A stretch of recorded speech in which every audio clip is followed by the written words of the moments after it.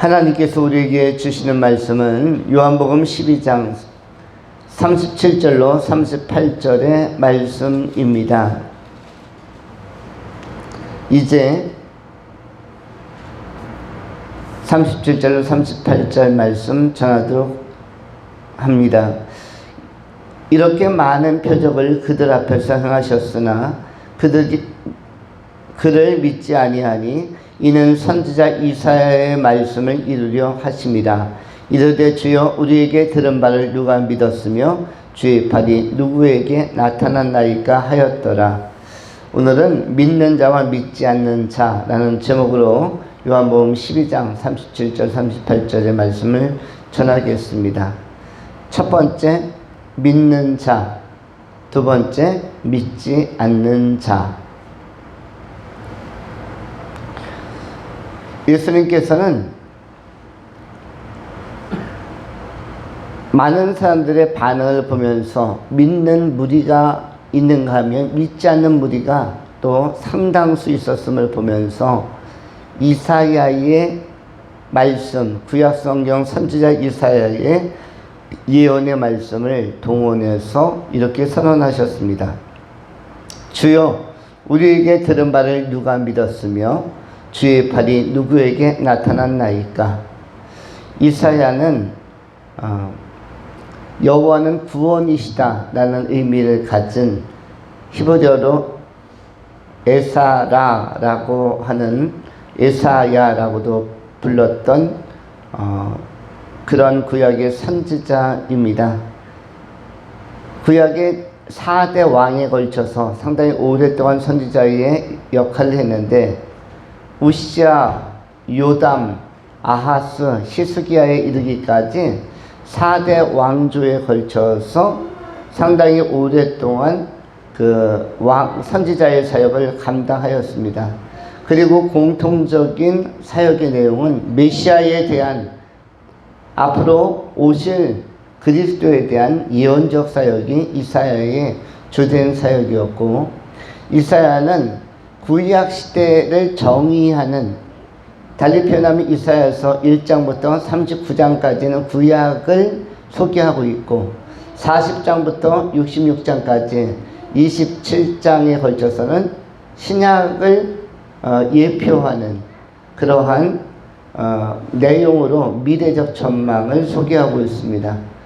우리가 놀랍게도 신기하게도 구약 성경이 39권인 것과 또한 신약 성경이 27권인 것을 알고 있습니다. 그래서 일반적으로 성경을 몇 권이냐 할 때는 66권이다 할 때 3구 27, 우리는 구구단을 동원해서 구약이 39권, 신약이 27권이다. 그래서 곱셈처럼 3구 27 이야기하는데, 놀랍게도 이사야서의 구조가 1장부터 39장까지가 구약적인 내용을 총괄, 개괄하고 있고 40장부터 66장의 내용이 신약 성경과 요한계시록까지의 밝은 전망을 포괄하면서 또 기록을 하고 있습니다.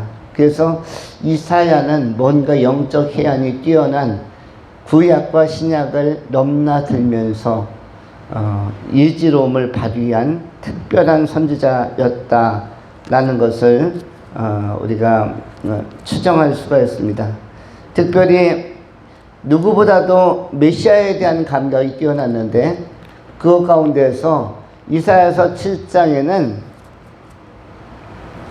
일반적으로 다른 선지자 시대에는 예언되지 아니한 임마누엘이라는 단어가 최초로 이사야에 의해서 선포됩니다. 이사야서 7장 10절에 여호와께서 또 아하스에게 말씀하여 이르시되 너는 네 하나님 여호와께 한 징조를 구하되 깊은 데에서든지 높은 데에서든지 구하라 하시니 아하스가 이르되 나는 구하지 아니하겠나이다.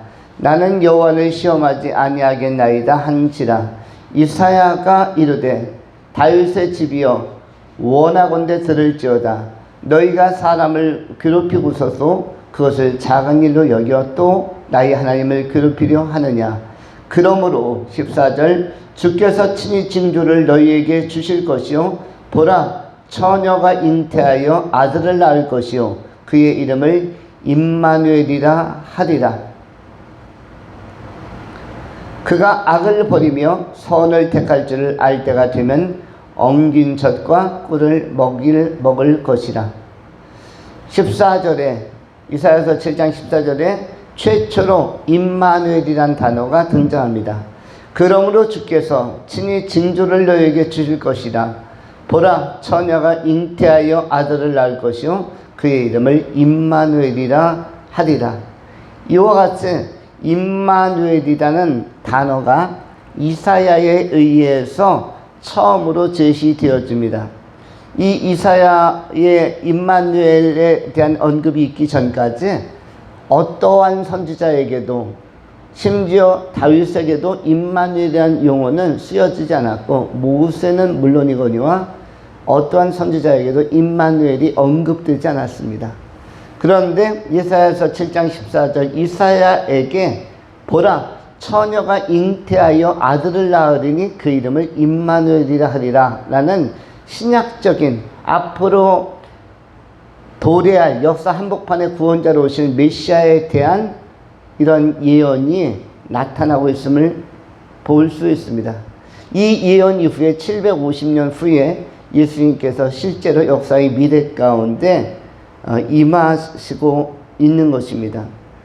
이 말씀 이외에도 이사야서 9장에도 이사야는 평강의 왕 메시아 그리스도에 대한 예언을 하고 있습니다. 6절에 이는 한 아기가 우리에게 낳고 한 아들을 우리에게 주신 바 되었는데 그의 어깨에는 정사를 메었고 그의 이름을 기물자라 모사라 전능하신 하나님이라 영존하신 아버지라 평강의 왕이라 하실 것입니다. 그 정사와 평강의 더함이 무궁하며 또 다윗의 왕자와 그의 나라에 군림하여 그 나라를 굳게 세우고 지금 이후로 영원히 정의와 공의로 그것을 보존하실 것이라. 만군의 여호와의 열심히 이것을 이루리라.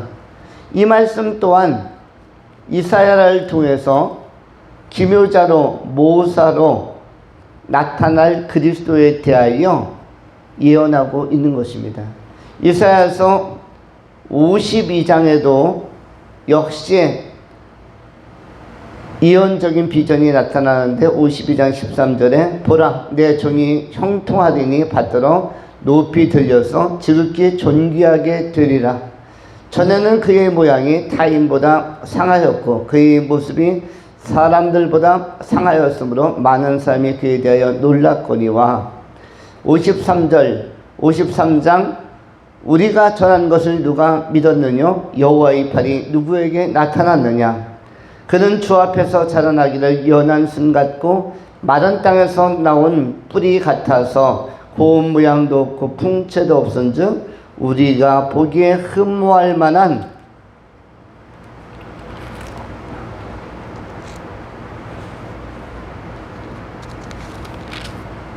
아름다운 것이 없도다. 그는 멸시를 받아 사람에게 버림받았으며 간고를 많이 겪었으며 질고를 아는 자라. 마치 사람들이 그에게 얼굴을 가리는 것 같이 멸시를 당하였고 우리도 그를 귀히 여기지 아니하였노라.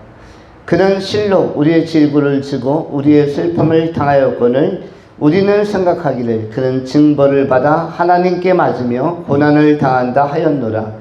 그가 찔림은 우리의 허물 때문이요 그가 상함은 우리의 죄악 때문이라. 그가 징계를 받음으로 우리가 평화를 누리고 그가 채찍에 맞음으로 우리는 나음을 받았도다. 우리는 다 양 같아서 그릇 행하여 각기 제 길로 갔거늘 여호와께서는 우리 모두의 죄악을 그에게 담당시키셨도다. 메시아에 대한 예언이 예수님 오시기도 전에 750년 전에 너무나 정확하고 적확하게 나타나고 있는데 이것은 정말 신비하고도 예사롭지 않은 예표적이고 예언적인 말씀입니다. 이러한 예언적인 비전을 가지고 예언적인 선포를 한 선지자는 이사야 이외에는 많이 나타나지 않습니다.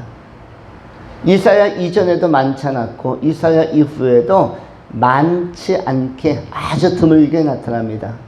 그 정도로 이사야의 영성이나 영적 감각, 구약을 정돈하고 그것을 기초로 해서 그 신약을 바라보는 향후에 나타날 그리스도의 강림과 또 그리스도의 나라의 도래를 바라보면서 완벽한 감각을 유지하고 있음을 보여줍니다.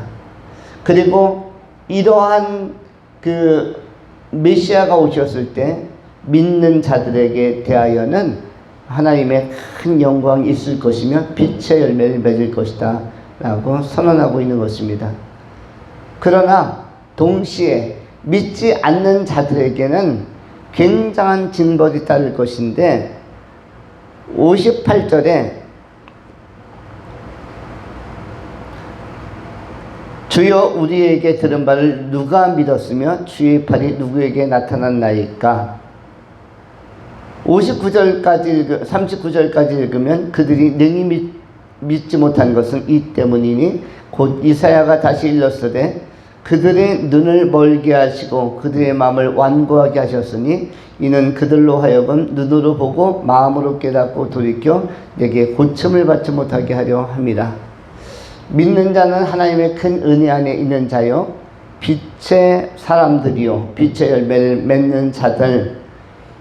에베소서 5장 8절로 9절에 나타난 설명에 의하면 너희가 전에는 어둠이더니 이제는 주 안에서 빛이라 너희가 빛의 자녀가 되라고 말씀합니다. 전에는 너희가 어둠이더니 이제는 주 안에서 빛이라. 헬라어로 카르포스 투 포토스라는 단어인데 우리가 오전에 빛의 아들 할 때는 피오이 포토스라는 단어를 썼습니다. 포토스라는 단어가 중복 반복되고 있는데 빛의 열매 호 카르포스 투 포토스 이렇게 기록되고 있습니다. 빛의 열매, 빛의 아들들, 빛의 사람들. 우리 주님을 영접하고 믿는 자들이 빛의 사람들입니다. 빛의 사람들은 어둠에 의하여 그가 추구하고 그가 목적하는 천국의 삶이 소멸되거나 또는 방해받지 않는 그러한 강력함을 빛의 사람들은 가지고 있습니다. 최소한 사단마귀에게 속아서 생명길을 잃어버리는 경우가 없다는 것입니다. 내면 세계가 밝은 것은 참으로 좋은 일인데 달리 표현하면 성령의 인도함을 받는 사람들은 그리스도 예수, 빛 되신 예수님을 항상 의지하며 임마누엘의 영성 안에서 동행하며 천국까지 가는 것입니다. 지상에서도 밝고, 지상에서 밝은 것은 외형이 밝은 것이 아니라고 했죠. 외모가 밝은 것도 아니고 그 존재론적으로 마음이 밝고 존재가 밝고 심령이 밝고 심령이 밝은 그 사람이 하나님의 나라까지 완벽한 밝음의 나라까지 가는 것입니다. 심령이 밝은 사람들의 특성을 예수님은 산상수훈 마태복음 5장에서 설명해 주셨습니다. 심령이 어떠어떠한 자는 복이 있나니 심령이 가난한 자는 복이 있나니 라고 선언해 주셨습니다. 천국이 그들의 것이며 천국은 어떤 사람들의 것인가? 심령이 가난한 자, 하나님의 나라에 대해서 간절한 사람들이 바로 천국이 그들의 것이다. 심령이 가난한 자, 하나님 나라에 대해서 있어도 좋고 없어도 좋고는 간절한 게 아니죠. 반드시 있어야 하고 나는 거기를 가야 하고 이것이 간절함이라는 것입니다. 죽어봐야 아는 게 아니라 살아있을 때 확실히 알고 이것이 간절함입니다. 간절함. 천국을 믿음으로 예단하고 믿음으로 추정하고 믿음으로 확신하고 반드시 있어야 되는 나라. 그리고 어둠의 세계인 지옥은 절대로 가면 안 되는 세계라는 것을 미리 알고 천국만 바라보고 가는 것, 이것이 심령이 가난한 자가 갖는 복이라고 할 수가 있습니다. 또 애통하는 자는 복이 있나니 그들이 위로함을 받을 것이요. 온유한 자는 복이 있나니 그들이 땅을 기업으로 받을 것이며 의에 줄이고 목마른 자는 복이 있나니 그들이 배부를 것이며 긍휼히 여기는 자는 복이 있나니 그들이 긍휼히 여김을 받을 것이며 마음이 청결한 자는 복이 있나니 그들이 하나님의 아들이라 일컬음을 받을 것이요 의를 위하여 박해를 받는 자는 복이 있나니 천국이 그들의 것이며 나로 말미암아 너희를 욕하고 박해하고 거짓으로 너희를 거슬러 모든 악한 말을 할 때 너희에게 복이 있느니라. 기뻐하고 즐거워하라. 하늘에서 너희의 상이 큼이라. 너희 전에 있던 선지자들도 이같이 박해하였느니라. 심령이 가난하고 달리 표현하면 심령이 빛으로 가득한 사람들, 이 사람들에 대하여 하늘의 상이 크므로 천국의 상이 크므로 기뻐하라고 말씀하고 있습니다. 모든 믿는 자들은 이 말씀을 토대로 해서 심령이 가난한 자로 마음이 청결한 자로 의에 줄이고 목마른 자로 오직 예수 그리스도 계신 또 삼일체 하나님이 계신 천국 그 영광의 나라를 향해서 믿음 가지고 끝까지 경주해 가는 그런 일관된 승리자들이 될 수 있기를 축원합니다. 두 번째, 믿지 않는 자. 믿지 않는 자에 대한 이사야의 설명은 고의성이 타고나다. 불어라는 표현, 일부러라는 표현이 있죠. 불어 믿지 아니하려 함이라. 그리고 고침을 받지 않기로 작정한 자처럼, 고침을 받지 않기로 작정한 자처럼 40절에 그들이 눈을 멀게 하고 그들의 마음을 완고하게 하셨으니 이는 그들로 하여금 눈으로 보고 마음으로 깨닫고 돌이켜 내게 고침을 받지 못하게 하려 함이라. 예수님께서 너무 싫어하면은 기회조차 주고 싶지 않다는 것을 의미하는 것입니다. 구원받을 기회조차 주고 싶지 않다. 그들이 복음 듣고 깨달을까봐 겁난다. 그들이 복음 듣고 회개할까봐 겁난다. 그들이 말씀을 듣고 정신 차릴까봐 겁난다. 라는 것이 뭐냐면 하나님께서 얼마나 그들을 싫어하면은 이러한 하나님으로서의 굉장히 독한 메시지를 하는 것입니까? 그들도 원래는 고침을 받고 변화되고 그리고 고침을 받고 돌이키고 이것을 원해야죠, 하나님 입장에서. 그런데 그것을 걱정합니다. 쟤들이 말씀 듣고 회개하면 어떡하지? 저들이 예언의 말씀을 듣고 하나님을 믿겠다고 나오면 어떡하지? 오히려 고침받을까봐 두려워한다는 것입니다. 여기서 우리가 무엇을 파악할 수 있습니까? 하나님은 중심을 보시며 마음의 동기를 보고 계신다는 것입니다. 이 세상에 70억의 사람들이 있습니다. 70억이 다 고침받고 마음을 돌이켜서 하나님 나라로 들어오는 것을 이 표현대로라면, 이 도식대로라면 하나님은 원치 않는다라고 기록을 하는 것이죠. 그러면 도대체 이게 무엇인가?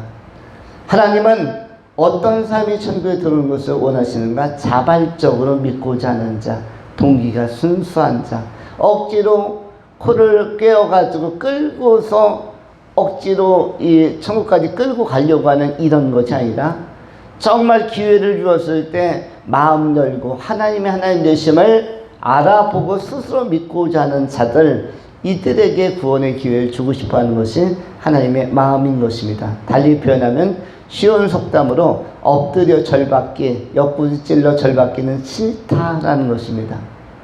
야, 너 인사 안 해? 옆구리 쿡 찔러서 인사 안 해? 쿡 찔르고 이렇게 해서 인사하는 것보다는 자발적으로 위에 어른이나 상사나 이런 분 있으면 알아서 자발적으로 인사하는 것이 좋지, 자꾸 인사 안 한다고 눈치 줘가지고 이렇게 하는 것을 원치 않는다는 것입니다. 달리 표현하면 의식적으로 믿는 것을 원치 않고 형식적으로 믿는 것도 원치 않는다. 하나님은 아주 스타일이 스마트하고, 그쵸? 스마트하고 굉장히 깔끔하신 분이며 확실하신 분입니다. 그래서 믿으려면 확실히 믿고 외식으로 믿는 것은 절대로 싫어한다. 그래서 구약에 나타난 선지자들은 외식하는 신앙에 대해서 경고를 많이 했습니다. 회칠함 무덤과 같다. 회칠한 무덤 것 같다. 외식은 하지 마라. 안 믿으려면 안 믿어도 괜찮다. 고침을 받으려 하는 것이 오히려 부담스럽다. 오히려 믿는 척 하는 것이 바리새인적으로 믿는 것, 그건 부담스럽다. 하나님의 마음에 합하지 않고 하나님 스타일이 아니다. 그것이 아니라 자발적으로 자원하는 마음으로 창조자 하나님이 얼마나 크신 분인지, 구원자 하나님이 얼마나 의로우신지를 스스로 알고 깨닫고 전능하신 하나님 앞에 자발적으로 믿음 가지고 나와라. 이것을 주님은 제시하고 있는 것입니다. 오늘 복음의 말씀을 통해서 우리 하나님께서 설득하십니다. 자발적인 마음으로 순전한 동기를 가지고 주께로 돌아오라고 말씀합니다. 주님은 설득과 권면을 통해서 우리를 깨닫게 하시고 선포되는 말씀을 통해서 우리를 주님의 그 은혜 가운데 이렇게 초청하고 계신 것입니다.